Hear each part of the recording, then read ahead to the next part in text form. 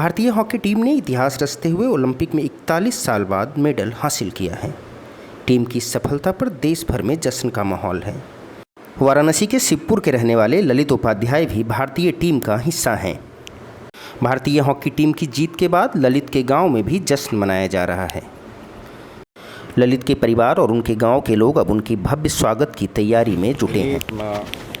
ललित उपाध्याय ने जो ललित के भाई ने उनके संघर्ष और सफ़र की पूरी कहानी हमारे साथ साझा की संघर्ष के पलों को आप हमें थोड़ा हमारे साथ शेयर करिए। सर शुरू में चूँकि हम लोग बहुत बड़े परिवार के तो थे नहीं, तो हम हॉकी खेलना स्टार्ट किए। फिर छोटे छोटे जो बच्चे थे हम बोल रहे थे कि चलो यार हॉकी खेलो, स्टार्ट करो, सेहत तो बनेगी ही और आगे बढ़ जाओगे तो भाई नौकरी भी मिल जाएगी।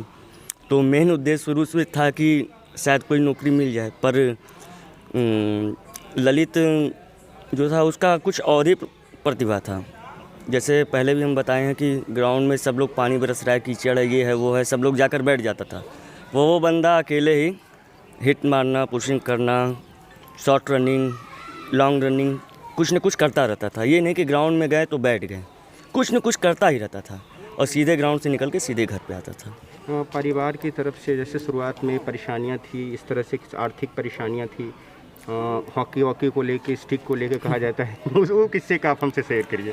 सर ऐसा है कि जैसे सबसे पहले जब हम स्टार्ट किए तो हमारे में भी परेशानियां थी। तो विवेक सर थे, ओलंपिक वो भी खेले हैं, स्वर्गीय विवेक सिंह। मोहम्मद शाहिद सर थे, वो हमको ट्रेन किए थे उस समय। उसके बाद हम ललित भी आए। ललित को भी प्रॉब्लम था और हमको भी था, और जितने बच्चे जाते हैं लगभग 80% बच्चों को प्रॉब्लम ही होता है। कहीं पैड नहीं है, कहीं बॉल नहीं है, किट नहीं है, जूता नहीं है।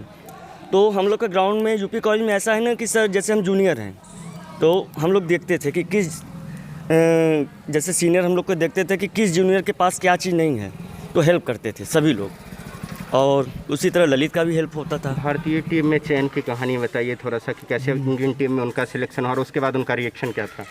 रिएक्शन तो कभी भी नहीं था उसका, कुछ भी न कभी लगता था कि वो बहुत बड़ा प्लेयर है।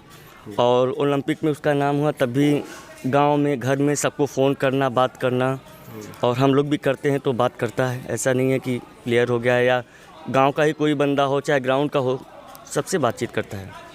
ओलंपिक में ऐसी प्रदर्शन की उम्मीद थी भारतीय टीम से, और ललित के परफॉर्मेंस को लेकर कितना आश्वस्त थे आपकी अच्छा करेगा। हमको तो शुरू से लगता था कि ये ओलंपिक खेलेगा ज़रूर, और एक यही टूर्नामेंट बचा हुआ था जो नहीं खेला था इंडिया में।